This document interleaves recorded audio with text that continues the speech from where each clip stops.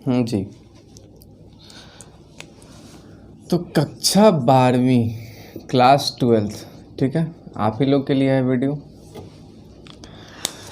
चलिए, तो class 12th physics की बात हम लोग कर रहे हैं। तो क्लास 12th में फिजिक्स में आमतौर में ये हल्ला है, हल्ला गलत भी साबित हो सकता है, लेकिन आमतौर पे ये हल्ला है कि 12वीं जो है, 12 जो है वो आसान है, 11 थोड़ा मुश्किल होता है।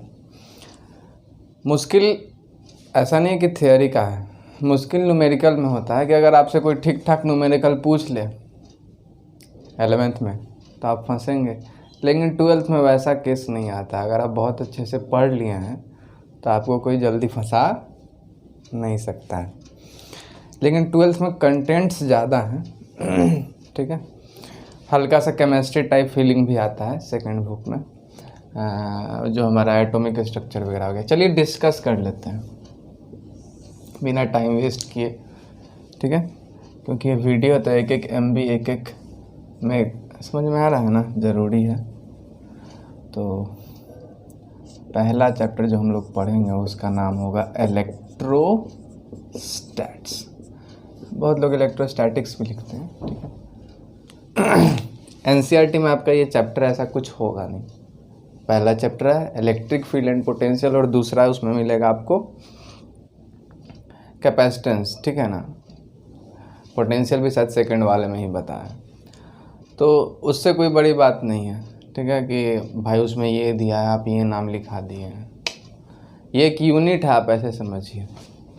उसके बाद एक बहुत ही शानदार यूनिट आता है इलेक्ट्रिसिटी का, पूरा नाम लिख देता हूँ, करंट इलेक्ट्रिसिटी, ठीक है।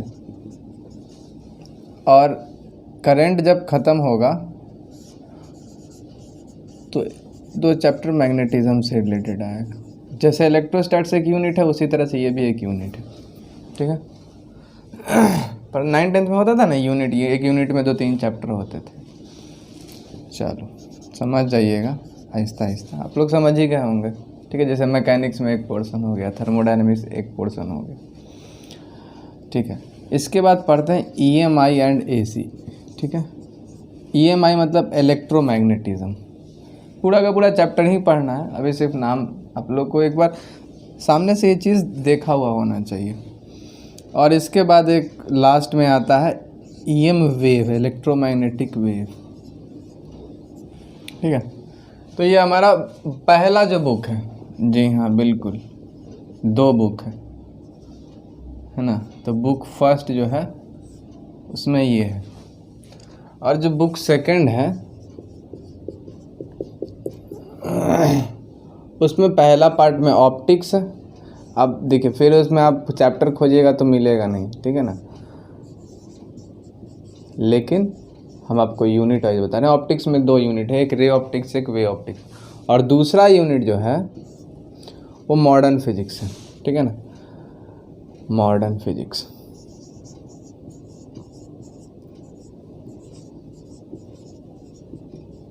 और मॉडर्न फिजिक्स में सबसे पहले आता है डुअल नेचर, ठीक है ना, फोटो इलेक्ट्रिक इफेक्ट, फिर आता है न्यूक्लियाई वगैरह, ठीक है, एटम्स एंड न्यूक्लियाई, ठीक है, एटम्स एंड न्यूक्लियाई।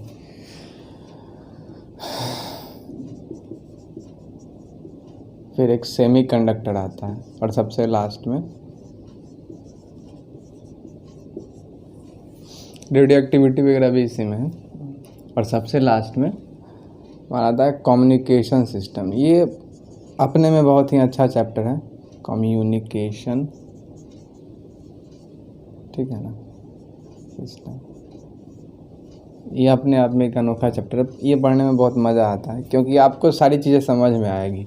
ये जो एयरटेल, जियो, ये सब है ना, सैटेलाइट फ़ोन, ये सारा, यह वॉकी टॉकी वगैरह हो गया, सब कैसे वर्क करता है, ये सब इस चैप्टर में समझ में आता है। खैर, वेटेज अलग अलग बोर्ड्स का अलग अलग होता है, लेकिन आपको हम जिसमें स्टार लगा देते हैं उसको आपको बहुत ध्यान से पढ़ना है। क्या में स्टार लगा है, सभी में स्टार लग जाएगा, लेकिन फिर भी आप ध्यान दीजिएगा, ये बहुत ज़रूरी है। 3 स्टार इसमें ले लीजिए। करंट इलेक्ट्रिसिटी में भी 3 स्टार ले लीजिए, मैग्नेटिज्म में भी 3 स्टार ले लीजिए, इसमें 2 स्टार ले लीजिए, इसमें भी 2 स्टार दे दीजिए, EM वेव्स में 1 स्टार काफ़ी है, ऑप्टिक्स में, वेव ऑप्टिक्स में 2 स्टार दे दीजिए, 3 स्टार, और इसमें लगा लीजिए, और पूरा मॉडर्न में 2 स्टार लगा लीजिए। देखिए, अगर JEE एडवांस का बोले तो वो अलग चीज़ है, वो किसी से पूछ सकता है, लेकिन मेंस का सिलेबस हो गया या CBSE बोर्ड का हो गया या कोई भी स्टेट बोर्ड का हो गया, उसमें स्टेट बोर्ड में लिखा होता है कि आपको हर एक चैप्टर से पूछना है क्वेश्चन, तो कोई चैप्टर बचता नहीं है। तो ऐसा नहीं कि 1 स्टार जिसमें कम दिखे या 1 स्टार दिखे इसको इग्नोर कर देना है, आपको पढ़ना है, ठीक है, हर चीज़ को पढ़ना है, इसमें से कुछ इग्नोर नहीं करना है, ठीक। तो सबसे पहले कॉपी में यही बनाया जाता है कि भाई हमको पढ़ना क्या क्या है, ठीक है। और इसके बाद हम सबसे पहला जो चैप्टर है इलेक्ट्रोस्टैटिक्स, ठीक है, मिटा दे रहे हैं आप तो। चलिए, तो पहला है इसमें इलेक्ट्रोस्टैटिक्स। तो क्या होता है इलेक्ट्रोस्टैटिक्स में भाई, क्या क्या पढ़ना है, बहुत बच्चों को मालूम हो जाता है पहले ही कि भाई इलेक्ट्रोस्टैटिक्स, ठीक है, कि इलेक्ट्रॉन स्टैटिक्स शब्द में बहुत चीज़ छिपा होता है। देखिए, स्टैटिक्स और इलेक्ट्रो, ठीक है ना, मतलब इलेक्ट्रिक चार्जेस से रिलेटेड, और वो चार्जेस कैसे होंगे, स्टैटिक होंगे। स्टैटिक बोले तो हाँ वही थमा हुआ, रुका हुआ, ठीक। तो स्टैटिक्स, इलेक्ट्रोस्टैटिक्स, हालांकि इस चैप्टर में चार्ज मूव भी करेगा, तो ये मत बोलिए कि आप तो बोले थे इलेक्ट्रोस्टैटिक्स है, चार्ज मूव कर रहा, मूव करेगा, ठीक है, ठीक है। तो अब ये पूछेंगे नहीं कि मूव क्यों कर रहा है, अब तो बोले थे इलेक्ट्रोस्टैटिक्स है, ऐसा वैसा नहीं बोलते हैं, ठीक है। हम लोग करंट पढ़ेंगे, जब पूरा का पूरा ग्रुप ऑफ इलेक्ट्रॉन जब फ्लो करता है तो वो करंट होता है, ठीक है। चलो, तो इलेक्ट्रोस्टैटिक्स में सबसे पहला लाइन लिखेंगे कि ये क्या है। तो सबसे पहला लाइन हम यही लिखवाते हैं हर जगह से कि ये एक ब्रांच है। अच्छा, ये लाइन लिखवा क्यों रहे हैं, तो आप लोग समझ ही रहे होंगे कि लाइन लिखवाने का सबसे बड़ा मकसद क्या है कि इस साल आपको बोर्ड्स भी देना है, कॉम्पिटिटिव एग्ज़ाम तो है ही, लेकिन बोर्ड्स भी देना है। अब बोर्ड्स देना है तो समझ ही रहे हैं, आपको लिखने का थोड़ा बहुत गुण डेवलप करना पड़ेगा, ठीक है। तो इलेक्ट्रोस्टैटिक्स क्या है, it is a branch of physics, it is a branch of physics where, अच्छा डिक्टेट कर दें कि पूरा लिखें, हर चीज़ लिखेंगे तो वीडियो लंबा होगा, ठीक है। तो डिक्टेट ही कर देते हैं। तो it is a branch of physics, it is a branch of physics in which we study about the properties of static charge. It is a branch of physics where we study about property of, hard word में लिख देता हूँ, where we study about property of,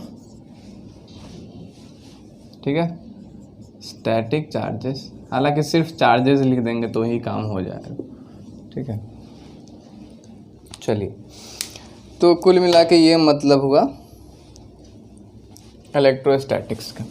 हम जो बताएं उससे कुछ अलग तो लिखवाएं नहीं, जो चीज़ बता रहे हैं वही चीज़ लिखवा भी रहे हैं। देखिए, बताना और लिखवाना जब 2 बार होता है ना, तो आपका क्लास में ही 2 बार रिवीजन हो जाता है। तो लोग बोलता है कि क्लास में हमको समझ में आया, ठीक है। तो क्लास में समझ में आने का मतलब है कि एक बार आप जब टीचर समझा रहा हो तब समझें, और एक बार जब लिख रहे हैं तो ऐसा नहीं कि टिप दिए मतलब ऐसा नहीं कि सिर्फ कॉपी कर दिए, उसको ध्यान में एक बार वापस से लाना है कि अच्छा ये प्रोसेस था लिखते वक्त, ठीक। आगे बढ़ते हैं। तो सबसे पहले कि चार्ज क्या होता है,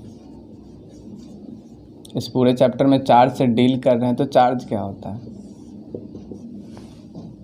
देखिए, बेसिक चीज़ जो होता है ना, बेसिक चीज़ का डेफिनेशन बहुत मुश्किल होता है, समझना बहुत आसान है। हम अक्सर पूछते हैं बच्चों से, तो अब आप लोग के पास भी ये क्लास जाएगा ही, तो आप लोग भी मन में सोचिएगा कि आपसे कोई पूछे कि बताइए व्हाट इज़ मास, मास क्या है, तो आप क्या बोल देंगे? मास मास है। हम तो पूछे एक बार तो एक बच्चा बोला मास मास है। हाँ ठीक है, मास मास है। तो आप लोग भी बताइएगा कि मास का डिफिनीशन क्या होगा प्रॉपर, ठीक है? हम नहीं बता रहे, ठीक है ना? अगला वाला जो लेक्चर लेंगे या इससे अगला वाला, उसमें डिस्कस करेंगे, ठीक है? चलिए मुद्दे पे आते हैं। चार्ज क्या है? तो आपसे कोई बोले what is charge, define a charge, तो आपको वहाँ पे बाकायदा उसका डिफिनीशन आना चाहिए। और डिफिनीशन कोई बहुत बड़ा चीज़ नहीं है। आप सिंपल सोचिए कि आप जब चार्ज बोलते हैं मन में, आपको बताना है कि चार्ज क्या होता है, तो आप किसी को क्या बताइएगा? तो बोलिए कि अगर कोई चीज़ अट्रैक्ट या रिपेल कर रहा है, अट्रैक्शन या रिपल्सन, यानी कि वो बॉडी चार्ज है। अब पता नहीं चार्ज कैसा होगा, पॉजिटिव हो सकता है, नेगेटिव भी हो सकता है ना? लेकिन चार्ज उस पर कुछ ना कुछ मौजूद होगा, ठीक है? अब कोई बोलेगा ये तो मैग्नेट भी हो सकता है, तो हम बोले कि हाँ मैग्नेट को छोड़ के, ये बात अपरूपी अपने समझना है, खुद पे खुद समझ में आ भी जाता है, एक अंडरस्टैंडिंग होती है, तो समझ में आता है कि हाँ मैग्नेट को नहीं लेना है यहाँ पर, ठीक है? तो चार्ज क्या है? तो कोई भी बॉडी, मान लीजिए यही अट्रैक्शन या ये पेन है, ये अट्रैक्शन या रिपल्सन करने लगे, तो हम क्या बोलेंगे कि भैया ये चार्ज, मान लीजिए ये दोनों पेन आपस में अट्रैक्ट होने लगा और ये जान रहे हैं कि ये मैग्नेट नहीं है, तो क्या होगा? मन में हमारे एक थियरी आई कि अच्छा इन दोनों पे क्या है, कुछ ना कुछ चार्ज है। तो जहाँ जैसे आभास होता है कोई भी चीज़ का जैसे जैसे हमको नॉलेज होता है, उसी के हिसाब से उसको डिफ़ाइन भी करते हैं। तो चार्ज को क्या डिफ़ाइन करेंगे? एक ऐसा प्रॉपर्टी जो अट्रैक्शन या रिपल्सन को शो करे, ठीक है ना? तो किसका प्रॉपर्टी होगा? तो कोई ना कोई बॉडी का ही प्रॉपर्टी होगा, ठीक है? चार्ज किसी न किसी मास में ही होगा, ठीक? लिखेंगे the property of body due to which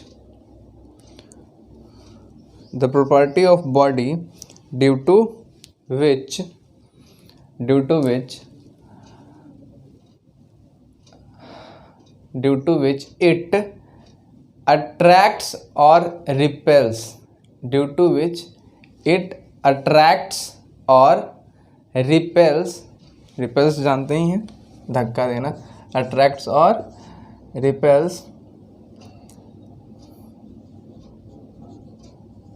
other body, ठीक है? अगर आपस में अट्रैक्शन रिपल्सन हो रहा है तो बोलेंगे कि वो चार्ज है, ठीक है? अब इसमें बहुत सारा मन में क्वेश्चन आएगा कि यहाँ पे बताना चाहिए क्या कि कैसे रिपेल करता है, रिपेल कब करेगा, कब नहीं करेगा, कोई भी बॉडी को थोड़े रिपेल कर देगा, दोनों चार्ज होना चाहिए। तो ये सब बात अभी नहीं करेंगे, अभी बस हम समझ रहे हैं कि चार्ज एक्चुअल में कहेंगे क्या, किसको चार्ज कहेंगे, ठीक है? कैसे रिपल्सन होगा, कैसे अट्रैक्शन होगा, फर्दर अभी तो सब पढ़ना ही है, ठीक है? तो चार्ज का ये डेफिनेशन हो गया, ठीक है? अट्रैक्शन और रिपल्सन। तो एक प्रॉपर्टी तो चार्ज का हम पढ़ लिए, अट्रैक्शन और रिपल्सन, लेकिन हम लोग चार्ज का बहुत सारा प्रॉपर्टी देखेंगे, ठीक है? तो अगला हेडिंग होगा प्रॉपर्टीज, ठीक है? किसका? Properties of charge, properties of charge, ठीक है? चलिए, तो सबसे पहले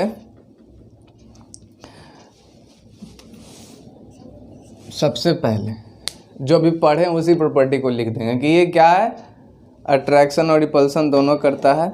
क्यों करता है?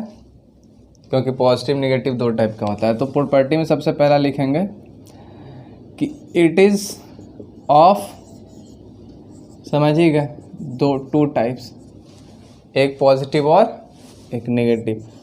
तो ये कोई प्रॉपर्टी तो हुआ नहीं, लेकिन फिर भी प्रॉपर्टी के संख्या में इसको रखते हैं। हाँ, बोर्ड वाले बच्चे कैसे पॉइंट कैसे बढ़ाया जाता है, यही सब टेक्निक है ना? 5 नंबर का क्वेश्चन है तो 5 पॉइंट लिखेंगे। आजकल, पहले ये सब हम लोग सोशल साइंस में करते थे, आजकल बच्चे साइंस में भी करते हैं। चलो जिसकी जो मर्जी, जैसे खुश रहे, जैसे मार्क्स ले आया वो। तो पहला प्रॉपर्टी में 2 टाइप होता है, पॉजिटिव निगेटिव, ठीक है। ये सब बात आप लोग जानते हैं, इसके ऊपर ज़्यादा चर्चा नहीं करेंगे, ठीक है। चलिए अब दूसरा जो पॉइंट है वो बहुत इम्पोर्टेंट पॉइंट है। कोई आपसे बोले कि सबसे कम चार्ज का वैल्यू क्या होता है, मिनिमम चार्ज, जीवन में सबसे छोटा चार्ज क्या होगा। जैसे मास में कोई बोले कि सबसे कम वजन, सबसे कम मास किसका होता है, तो ये बोलना थोड़ा मुश्किल है कि छोटा छोटा छोटा छोटा। सबसे कम मास हम लोग तो इलेक्ट्रॉन के ऊपर पढ़े हैं, हालांकि उससे भी कम मास हो सकता है, पता नहीं। तो मास में बहुत छोटा बोलना कि एग्जैक्टली कितना सबसे छोटा होगा, ये बहुत मुश्किल है। लेकिन चार्ज में ये आसान है। आप लोग पढ़े होंगे कि मान लीजिए कोई न्यूट्रल एटम है। न्यूट्रल एटम का मतलब क्या होता है, कोई चार्ज नहीं है, बिल्कुल कोई चार्ज नहीं है। या फिर ये बोल सकते हैं पॉजिटिव और निगेटिव दोनों चार्ज इक्वल अमाउंट में मौजूद हैं, वो न्यूट्रल एटम हो गया। तो अगर न्यूट्रल एटम में एक इलेक्ट्रॉन ऐड हो गया तो उस पर -1 चार्ज आ गया। उल्टा बोल रहे हैं, न्यूट्रल एटम उसमें से एक इलेक्ट्रॉन कोई ले लिया, ठीक है, तो उस पर पॉजिटिव एक चार्ज बढ़ जाएगा। कैसे बढ़ जाएगा, समझ में आ रहा है, ठीक है। तो सबसे जो छोटा चार्ज होता है वो -1 का होता है। तो -1 या +1, तो -1 और +1 क्या होता है, तो बोलेंगे वो एक इलेक्ट्रॉन के ऊपर जो चार्ज का वैल्यू होता है, या एक इलेक्ट्रॉन के ऊपर या एक प्रोटॉन के ऊपर, दोनों का मैग्नीट्यूड सेम होता है, ठीक है। तो आपसे कोई बोले मिनिमम वैल्यू चार्ज का दुनिया में क्या होगा, तो हम बोलेंगे मिनिमम वैल्यू एक प्रोटॉन या एक इलेक्ट्रॉन पे जो चार्ज अवेलेबल होता है, that is the minimum value of charge present in the universe. अभी तक हम लोग यही मान रहे हैं, ठीक है। तो आपसे कोई बोले कि मिनिमम वैल्यू कितना होता है, तो चार्ज ऑन एन इलेक्ट्रॉन। तो minimum value of electric charge लिखेंगे, the minimum value of electric charge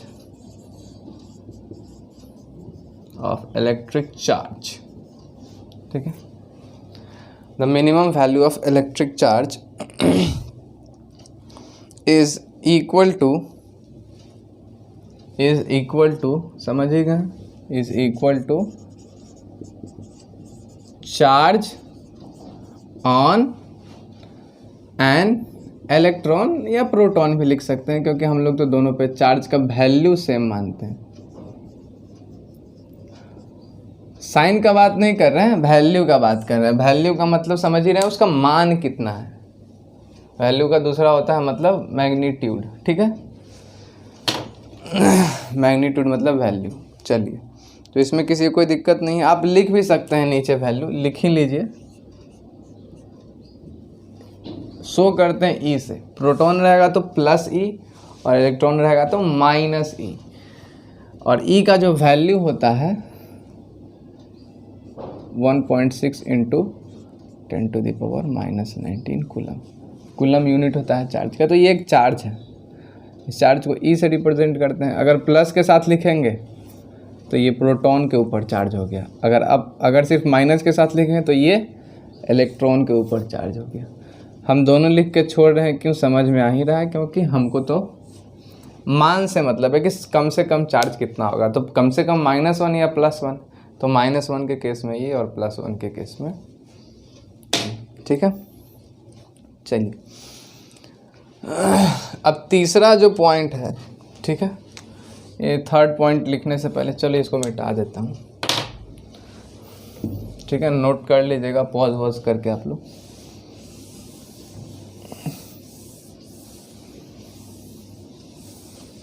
चलिए, थर्ड पॉइंट, तीसरा जो पॉइंट है वो चार्ज के क्वांटाइजेशन के ऊपर है। एकदम पहला बार आप लोग सुन रहे होंगे शब्द क्वांटाइजेशन, ठीक है। क्वांटाइजेशन शब्द, अगर सच में शब्द के पीछे जाएं तो फिर थोड़ा सा आपको डीपली समझना पड़ेगा। लेकिन आपके लिए क्वांटाइजेशन का मतलब क्या हुआ, आपके लिए क्वांटाइजेशन का मतलब ये हुआ कि डिस्क्रीट नहीं है। डिस्क्रीट मतलब कैसा नहीं है कि अगर आप स्टार्टिंग से एंड तक जा रहे हैं तो आपको हर जगह इलेक्ट्रॉन मिलेगा। बहुत साधारण एक एग्जांपल हम लेते हैं कि हाथ में एक बालू लीजिए, एक मुट्ठी बालू या मिट्टी, और एक कोई भी हॉरिजॉन्टल सरफेस पे ऐसे करके एक लाइन खींचिए। तो आप क्या बोलेंगे कि यहाँ से यहाँ तक हम गए, ये लाइन मान लीजिए खींचे आप बालू से, ठीक है, तो कुछ इस तरह से खिंचाएगा। तो हर जगह आप जाएंगे किसी भी पॉइंट पर तो आपको मॉलिक्यूल्स ऑफ सैंड मिलेगा, लेकिन आप हाथ से इसको बिटोर के एक जगह ऐसे कर दिए और फिर कुछ देर बाद जाके बिटोर के ऐसे कर दिए। बिटोर मतलब, हाँ समझ गए ना, आपस में उसको एक जगह कर दिए, ठीक है। तो अब बोलेंगे पहले वाला केस में क्या था कि आप इस लाइन पे कहीं भी जाइए आपको सैंड का मॉलिक्यूल्स मिलेगा, तो ये कंटिन्यूअस था, सॉरी डिस्क्रीट बोल दिया था पिछले दफ़ा, कंटिन्यूअस है, ठीक है, और ये डिस्क्रीट हुआ, ठीक है।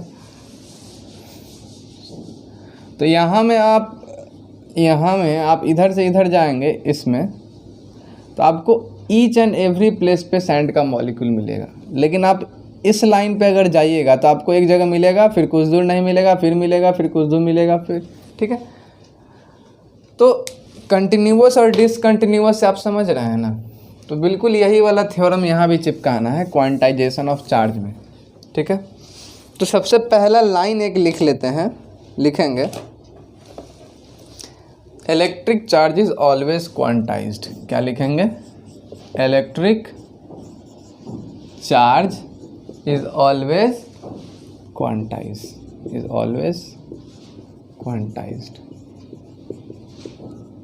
तो क्वांटाइज्ड का मतलब क्या हुआ कि अगर ये बॉडी है, मान लीजिए इस पे कोई बोल दिया कि पॉजिटिव चार्ज है, तो पॉजिटिव चार्ज है इसका मतलब क्या हुआ होगा, इसमें प्रोटॉन आया होगा नहीं, प्रोटॉन आता नहीं है, प्रोटॉन तो न्यूक्लियस में रहता है, न्यूक्लियस से कैसे निकालेंगे उसको।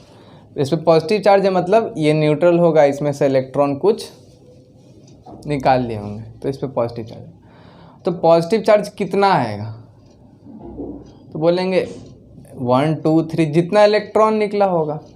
तो बोलेंगे देखिए आप क्या बोले, जितना इलेक्ट्रॉन निकला होगा उतना पॉजिटिव चार्ज। इसका मतलब चार्ज को आप इलेक्ट्रॉन के संख्या में ही गिनते हैं।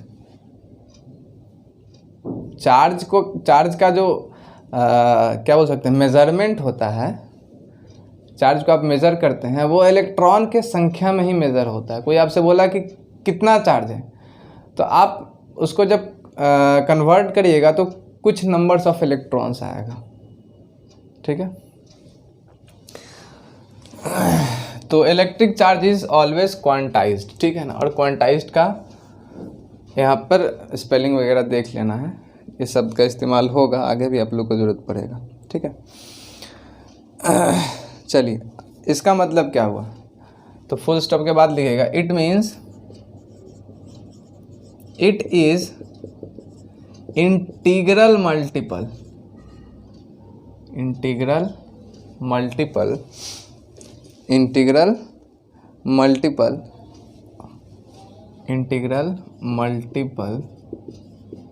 ऑफ क्या, ऑफ ई।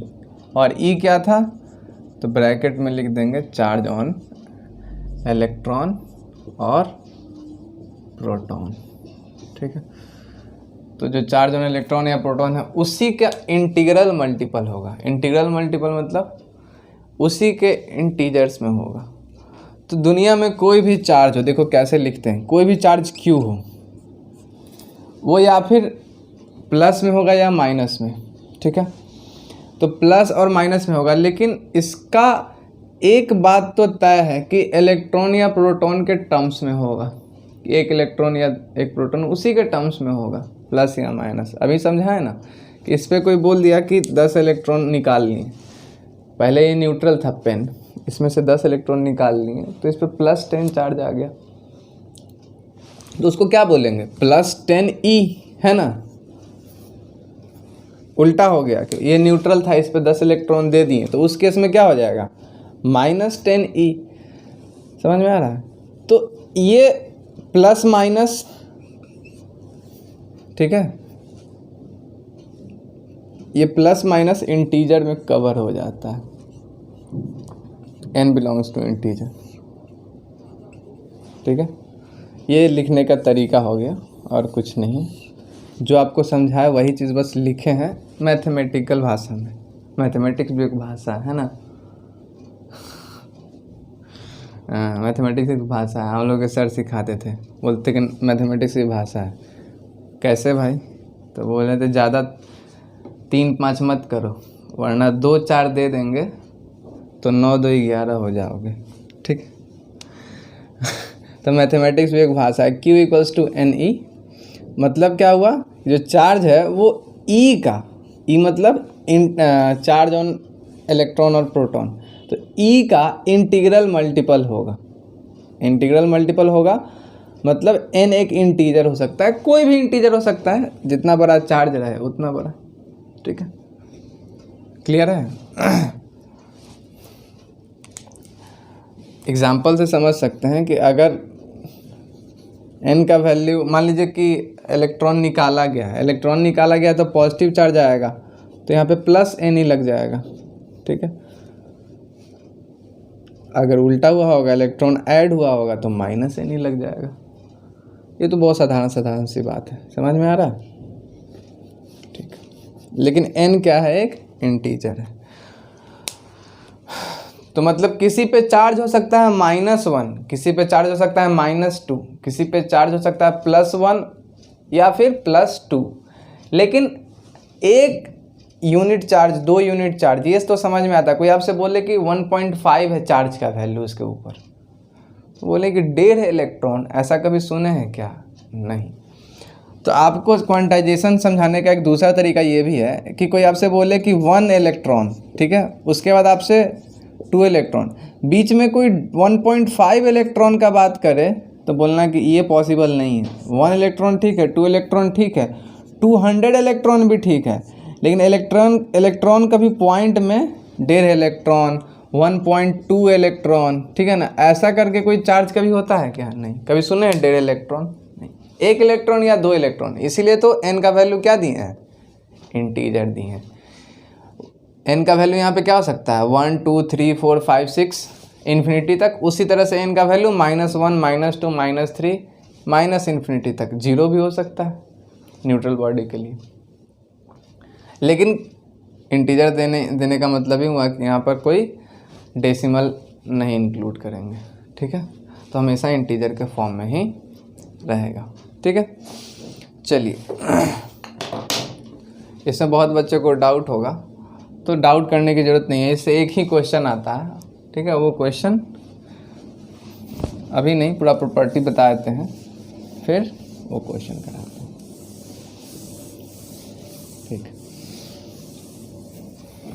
तो अगला प्रॉपर्टी है कि ये स्केलर क्वांटिटी है, मतलब समझिएगा, स्केलर मतलब वेक्टर नहीं है, मतलब डायरेक्शन नहीं है, it is a scalar quantity,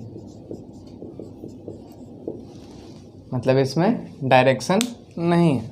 ठीक है, कभी सुने हैं कि इस ऐसे रगड़ दिए ऐसे तो ये चार्ज हो जाता है?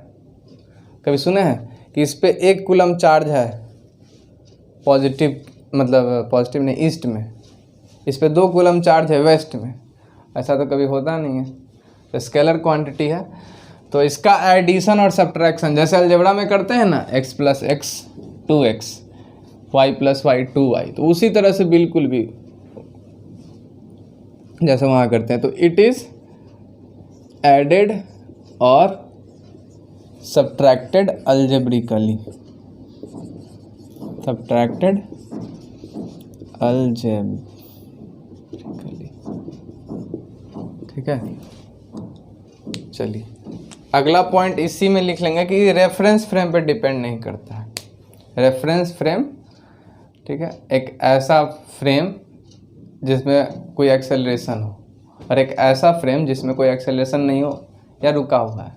कहने का मतलब है देसी भाषा में कि एक चार्ज है, इसको हम यहाँ पे लेके खड़े हैं, मान लो इसके ऊपर चार्ज कुछ है 1 कूलम, तो क्या इसको ट्रेन में रख देंगे, प्लेन में रख देंगे, रॉकेट में रख देंगे, स्पेसशिप में रख देंगे, कहीं भी रख देंगे, इस पे चार्ज का वैल्यू थोड़े बदलेगा।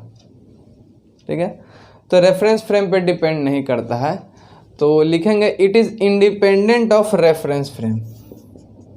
It is independent of reference frame. Reference frame बोले तो कहीं भी एक्सेलरेटेड फ्रेम हो या रेस्ट वाला फ्रेम हो या फिर कांस्टेंट वेलोसिटी से मूव कर रहा हो, तीनों में से कोई फ्रेम हो कोई फ़र्क नहीं पड़ता है। ठीक है, चलिए मास में भी ये आता है। ठीक है, पढ़े होंगे ना कि मास भी फ्रेम पर डिपेंड नहीं करता। हाँ, वेट डिपेंड करता है, mg डिपेंड करता है, क्योंकि अलग अलग जगह पर, मतलब अलग अलग जगह का यहाँ पे मतलब हुआ कि अलग अलग प्लैनेट पे g का वैल्यू अलग होता है, लेकिन मास दुनिया में लगभग हर जगह कांस्टेंट होता है, बिल्कुल उसी की तरह जैसे चार्ज कांस्टेंट होता है। ठीक है, समझ में आ रहा है ना। इसका मतलब लिखवा दें। इसका मतलब ये हुआ कि value of charge is fixed. Charge का वैल्यू फिक्स्ड होता है, क्लियर कट बात है। मास का भी फिक्स होता है। ठीक है, हाँ, मास में एक जगह चेंज होता है। कैसे चेंज होता है, पढ़े हैं रेस्ट मास वाला कंसेप्ट, चलिए बता देते हैं। m equals to m not. अच्छा, एम नॉट का मतलब क्या हुआ, एम नॉट यहाँ पे रेस्ट मास होता है, ये लिखवाना खतरे से खाली नहीं है। ठीक है, अब रेस्ट मास क्या होता है। ठीक है, अच्छा ठीक है, ये कंसेप्ट हम लोग पढ़ेंगे। कहने का मतलब ये हुआ कि अगर आप किसी भी ऑब्जेक्ट को, कोई भी उसका मास होगा ही, कोई भी ऑब्जेक्ट है, इलेक्ट्रॉन का भी मास होता है, बहुत कम होता है लेकिन होता है, उसको स्पीड ऑफ लाइट से अगर भगा दिए तो उसका स्पीड, लाइट के स्पीड इतना हो गया तो वो उसका मास डिफ़र करने लगता है, चेंज होने लगता है। ठीक है, और उसके लिए बहुत फेमस फार्मूला है। ठीक है ना, m not root under 1/v²/c²। ठीक है, चलिए इसको लिखना चाहे तो लिख लेंगे, लेकिन यहाँ पे लिखने का कोई मतलब भी ज़्यादा नहीं है। ठीक, चलिए मिटा दें। यह आदत हो गया है मिटाने का, पूछने का, है ना, लाइव क्लास ले लेके। चलो अगला कितना नंबर हो गया जी, 4 1 5, छठा नंबर पॉइंट। ठीक है, तो चार्ज कंजर्व होता है। कंजर्व होता है मतलब neither be created nor be destroyed.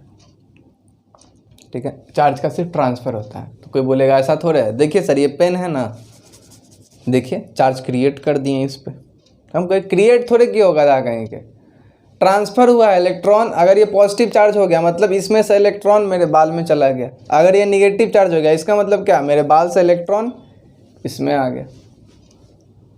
बोले कहाँ, क्रिएट थोड़े हो रहा है, क्या हो रहा है, transfer.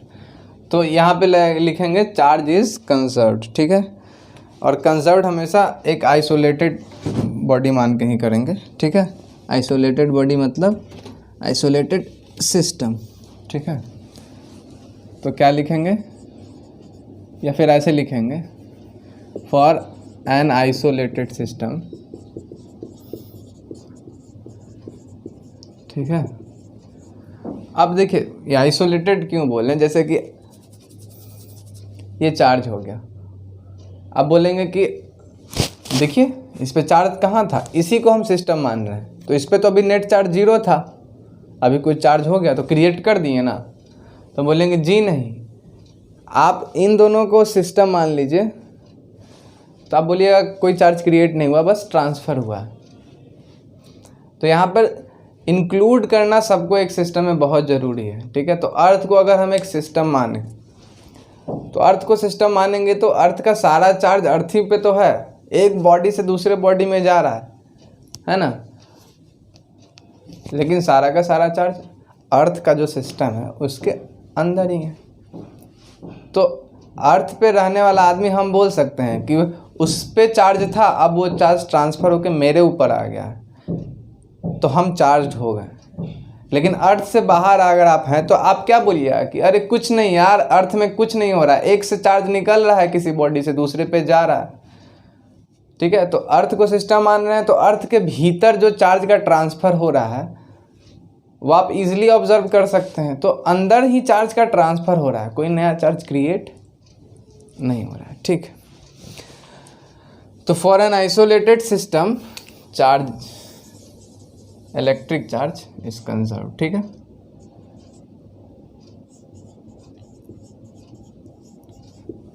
Electric charge is conserve, ठीक। चलिए, तो 6th पॉइंट भी लिख लिए, इसको मिटा देते हैं। 7th पॉइंट, ठीक है।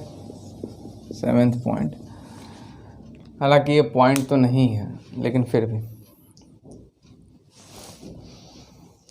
देखिए, आप ये सुने होंगे कि इलेक्ट्रिक चार्ज प्लस माइनस को अट्रैक्ट करता है। उसी के ऊपर बात करते हैं कि एक पॉजिटिव चार्ज है, एक नेगेटिव चार्ज को अट्रैक्ट करता है। तो पॉजिटिव चार्ज एक नेगेटिव चार्ज को अट्रैक्ट करता है, ये तो समझ में आता है, लेकिन अट्रैक्ट करने का मतलब क्या हुआ? मतलब ये हुआ कि उस पर कुछ फोर्स लगा रहा है, ठीक है।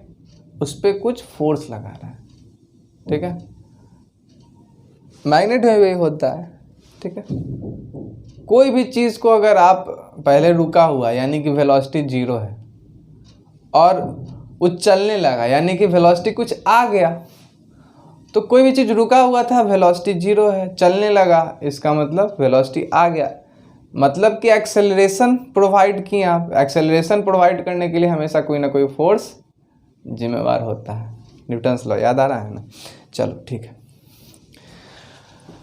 तो अगर यहाँ पे एक पॉजिटिव हम रखें और यहाँ पर एक नेगेटिव रखें, तो ये इस नेगेटिव को क्या करेगा? अट्रैक्ट करेगा। उल्टा ही बोल सकते हैं, ये नेगेटिव इसको अट्रैक्ट करेगा, लेकिन हम ये मान रहे हैं कि पॉजिटिव बहुत बड़ा है, नेगेटिव छोटा। तो ये इसको अट्रैक्ट किया, तो कैसे अट्रैक्ट किया भाई? कैसे अट्रैक्ट किया? हाथ से पकड़ के खींच लिया? नहीं। तो एक्चुअल में इसका साइंटिस्ट लोग के पास कोई जवाब था नहीं, ठीक है, कोई जवाब नहीं था। तो बोला गया कि देखो जादू तो नहीं हो रहा है। स्टार्टिंग में जब दुनिया में सबसे पहले इंसान मैग्नेट देखा होगा, पता नहीं कौन देखा होगा, हालांकि बुक में जो लिखते हैं वो असली खोजकर्ता होते नहीं हैं, वो होते हैं जो लिख देते हैं कि भाई हम खोजें। उससे पहले भी बहुत सारे लोग उसके ऊपर रिसर्च वर्क करते हैं। जैसे न्यूटन साहब जो थे, उनको बहुत ख्याति मिला लॉज ऑफ मोशन के लिए, मिलना भी चाहिए, हम भी रिस्पेक्ट करते हैं। लेकिन ऐसा नहीं है कि उसके पहले उस विषय पे कोई काम नहीं किया था। गैलीलियो जो थे, हाँ सुने ही होंगे, तो उनके वर्क्स के ऊपर न्यूटन साहब को इंस्पिरेशन मिला और वो काम करना स्टार्ट किए, और फिर नाम तो उनका आज सब कोई जानता है, ठीक है। न्यूटन से ज़्यादा, आइंस्टीन से ज़्यादा फेमस आदमी शायद इस वर्ल्ड में कोई ही नहीं होगा, कोई भी नहीं होगा, नेदर ऑफ देम। तो लोग बोलते हैं ना फेमस होना है, तो टिकटॉक पे नहीं फेमस होगे, ठीक है। तो प्लस और माइनस अट्रैक्ट करेगा, ये समझ में आ रहा। तो अट्रैक्शन का कोई फोर्स दिखा नहीं, तो हम क्या बोल दिए कि ये जो प्लस है इसका एक फील्ड है। हम क्या बोलें कि इसका एक फील्ड है, मतलब इसका एक एरिया है, ठीक है ना। ये एक एरिया है, एक इलाका है, एक क्षेत्र है इसका, जिस पे इसका जोर चलता है, ठीक है ना। हम लोग के साथ भी होता है ना कि आ जाना मेरे इलाके में, देख लेंगे, ठीक है। तो इलाका, और उस इलाके में अगर ये आएगा तो इस पे फोर्स लगाएगा, ठीक है। तो बोला गया कि फोर्स तो लगाएगा, वो समझ में आ रहा है, लेकिन उस फोर्स को क्या बोलेंगे? तो बोला कि इलेक्ट्रिक चार्ज के बीच फोर्स लग रहा है, तो उस फोर्स का नाम क्या होगा? इलेक्ट्रिक फोर्स, ठीक है। तो बोला कि ये फोर्स ठीक है लग रहा है, लेकिन इसको हम समझाएंगे कैसे? तो बोलेंगे समझाना है, बहुत ईजिली है समझाना। कैसे समझाएंगे किसी को? तो बोलेंगे कि देखो ये जो प्लस है ना, इसका एक फील्ड है जिसको बोलेंगे इलेक्ट्रिक फील्ड। ये एक यहाँ पे थियरी आया, ये थियरी दिया गया साइंटिस्ट लोग के द्वारा कि एक इसका एक फील्ड है, ठीक है। और इस फील्ड में कोई अगर आ जाता है दूसरा चार्ज, तो उस चार्ज पे ये वाला चार्ज क्या करेगा, फोर्स लगाएगा। अगर निगेटिव चार्ज इसके फील्ड में आ गया तो ये अपने फील्ड में निगेटिव चार्ज के आने पर ये वाला प्लस अपने फील्ड के द्वारा फोर्स लगाएगा। ये खुद जाके इसको हाथ पकड़ के खींच रहा है क्या, नहीं, तो ये खुद अपने द्वारा एक फोर्स लगाएगा जिसको क्या बोलेंगे, इलेक्ट्रिक फोर्स। और वो किसके कारण लग रहा है, तो बोलेंगे इसके कारण लग रहा है, लेकिन ये तो खुद जा नहीं रहा है, तो हम लोग बोल देते हैं कि ये फोर्स जो है लग तो इसी के कारण रहा है, लेकिन क्या बोल दिए कि ये एक फील्ड फोर्स लगा रहा है इस पे। ये फोर्स इलेक्ट्रिक फील्ड किस पे लगा रहा है, इस चार्ज पर। और वो फील्ड जनरेट कौन करेगा, तो बोलेंगे फील्ड का जन्मदाता कौन है, ये है, ठीक है। चलिए, तो आप समझ गए होंगे इतना में तो कि इलेक्ट्रिक फील्ड क्या होगा। तो इलेक्ट्रिक फील्ड मतलब ऐसा इलाका जिसमें कोई इलेक्ट्रिक चार्ज आए तो उसके साथ अट्रैक्शन या रिपल्सन कुछ ना कुछ होना है, ठीक है। तो पहला इसमें एक लाइन लिखेंगे कि स्टैटिक चार्ज, कोई भी एक चार्ज उसको रख देंगे, स्टैटिक चार्ज, अगर वो चार्ज है और सिर्फ रखा ही हुआ है मतलब स्टैटिक है, तो भी क्या होगा, वो इलेक्ट्रिक फील्ड जनरेट करेगा। वो इलेक्ट्रिक फील्ड जनरेट करेगा मतलब कि वो इलेक्ट्रिक फील्ड एक बना लेगा, उस फील्ड में प्लस माइनस आएगा कोई भी, तो उसको अट्रैक्ट या रिपेल करेगा उसके अकॉर्डिंग। तो एक स्टैटिक चार्ज क्या प्रोड्यूस करता है, इलेक्ट्रिक फील्ड। तो लिखेंगे electric charge, static electric charge, static charge, electric नहीं लिखे हैं, static charge produces electric field, static charge produces electric field, बरोबर, ठीक है। ये बात बताना था, बस इतना ही बताना। अभी इलेक्ट्रिक फील्ड पे चर्चा करेंगे खूब सारा, अलग से टॉपिक ही पढ़ना है, ठीक है। अब ये ख़त्म नहीं हुआ, अब ये चार्ज अगर मूव करता है, moving charge,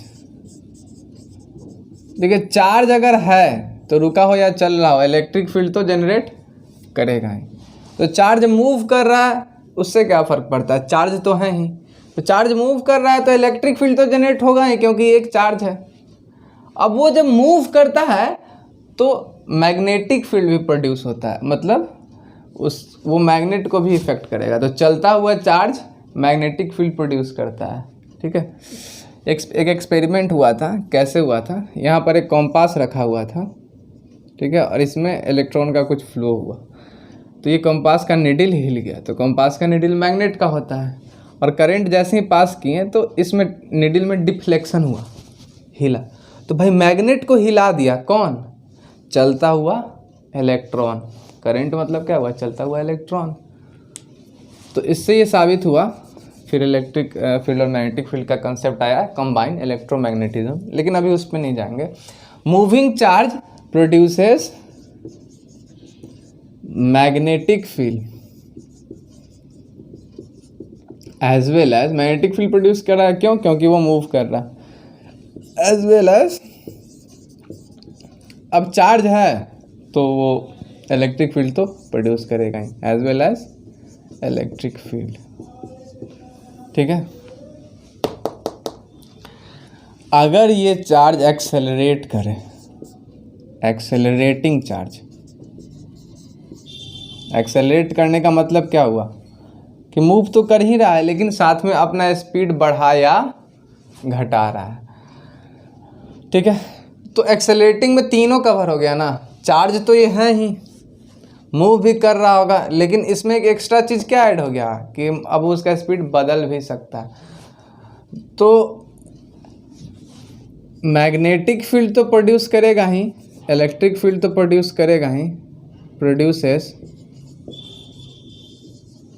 magnetic field MF, समझ में आ रहा है ना। इलेक्ट्रिक फील्ड को EF लिख देता हूँ। तो accelerating charge produces magnetic field comma electric field, ये तो करेगा ही, क्योंकि एक्सेलरेट कर रहा है इसका मतलब मूव तो कर ही रहा होगा, और मूव कौन कर रहा है? चार्ज। तो अगर चार्ज है, मूव करे या ना करे, तो इलेक्ट्रिक फील्ड होगा। अगर मूव कर रहा है तो मैग्नेटिक फील्ड भी होगा। तो एक्सेलरेटिंग में तो दोनों कवर हो ही गया, मूविंग भी है, चार्ज भी है, तो मैग्नेटिक फील्ड और इलेक्ट्रिक फील्ड तो रहेगा ही। साथ में जब एक्सेलरेट करता है तो एक्सेलरेट करने के कारण जो एक्स्ट्रा एक प्रॉपर्टी आता है, उसके कारण इलेक्ट्रोमैग्नेटिक रेडिएशन निकलता है। एंड यहाँ पे एंड लिख देंगे, एंड इलेक्ट्रोमैग्नेटिक रेडिएशन। रेडिएशन आप लोग नहीं सुने ना? ठीक, कोई बात नहीं। रेडियो एक्टिव एलिमेंट सुने पीरियोडिक टेबल में? चलिए कोई बात नहीं है। रेडियो वेव्स कुछ तो सुने होंगे, चलो कोई बात नहीं, नहीं सुने हैं तो कोई दिक्कत नहीं है। पूरा का पूरा मॉडर्न में हम लोग को यही सब देखना है। चलिए हाँ, ये 7th वाला 8th वाला डिफिनेशन मत लगा देना कि रेडिएशन जो डायरेक्ट अगर हम तक कोई लाइट पहुंच जाए उसको रेडिएशन बोलते हैं। पढ़ते थे ना, conduction, convection, radiation, transfer of heat में। चलो कोई बात नहीं, हो गया, मिटा दे। काफ़ी लंबा हो गया पहला दिन, ज़्यादा कुछ पढ़ भी नहीं पाए। चलिए यूनिट वगैरह आप लोग को लिखवा देते हैं, बहुत ज़रूरी है, डायमेंशन वगैरह, ठीक है। तो चार्ज का यूनिट क्या होता है भाई? ऐसा यूनिट जानते हैं आप लोग, कूलम्ब होता है, और इसका सिंबल जो होता है C होता है, ठीक है। डायमेंशन अगर आप बता दें तो बहुत अच्छा होगा। देखिए, मास है एक फंडामेंटल यूनिट, टाइम भी फंडामेंटल, याद है 7 फंडामेंटल यूनिट। हाँ, तो 7 में कहीं भी आपको चार्ज नहीं मिलता था, करंट जरूर मिलता था। तो डायमेंशन में तो सिर्फ फंडामेंटल क्वांटिटीज होता है। तो करंट का डेफिनेशन क्या था?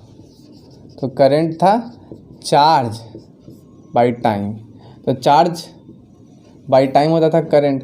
तो अगर आपसे कोई बोल दे कि चार्ज क्या होगा, तो क्या होगा? Current into time. देख रहे हैं ना, चार्ज हो जाएगा Q equals to current into time. तो करंट को I से रिप्रेजेंट करते हैं, टाइम को T से, तो क्या हो जाएगा? I इंटू T, ठीक है। कई जगह आपको करंट का I के जगह A भी मिलेगा, ठीक है। तो दोनों बराबर सही है, I या A दोनों डायमेंशन है किसका? करंट का। एक फंडामेंटल यूनिट है, याद हो गया। चलिए, तो ये CGS यूनिट है किसका, लिख लीजिएगा। CGS यूनिट होता है स्टैट कूलम, ठीक है। CGS यूनिट होता है स्टैट कूलम, या उसको बोलते हैं ESU, या क्या बोलते हैं? ESU। ESU का मतलब होता है इलेक्ट्रोस्टैटिक यूनिट। मतलब क्या होता है? इलेक्ट्रोस्टैटिक यूनिट, ठीक है। तो CGS यूनिट स्टैट कूलम होता है, याद रखिएगा, इसका नाम है।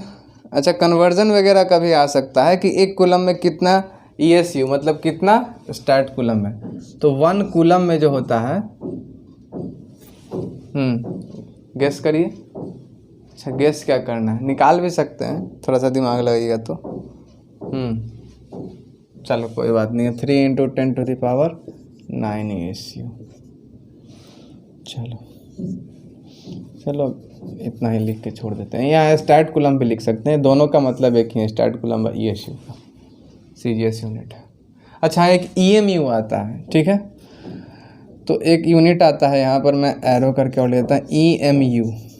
EMU का मतलब होता है, यहीं पे लिख देता हूँ, यहाँ पे लिख देता हूँ, इलेक्ट्रोमैग्नेटिक यूनिट। इलेक्ट्रोमैग्नेटिक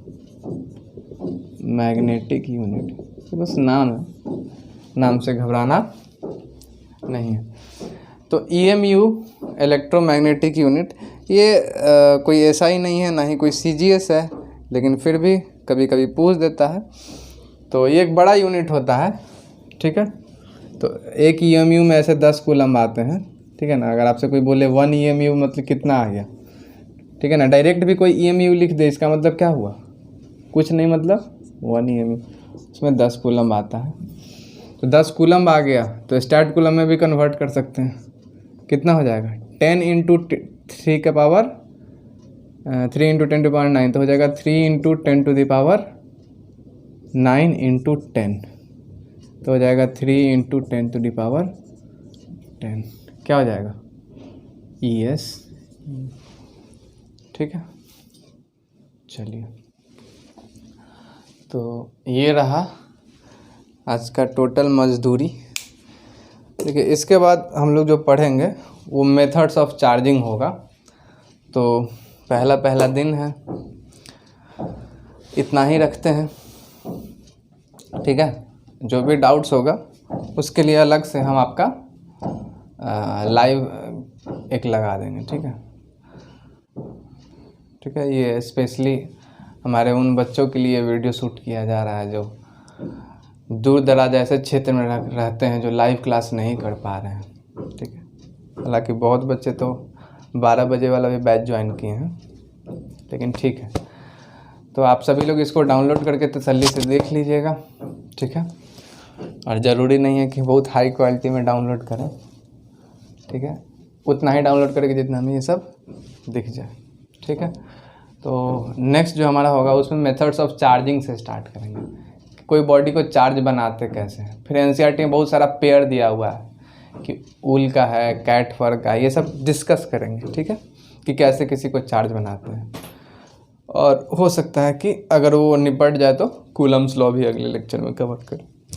ठीक है, तो आज के लिए इतना ही रखते हैं, मिलते हैं अगले टर्न पे। तब तक के लिए सेफ रहिए, बच के रहिए।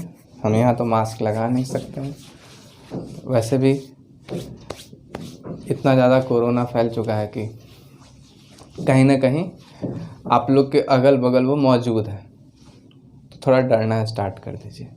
ठीक है, चलिए, stay safe, thank you very much.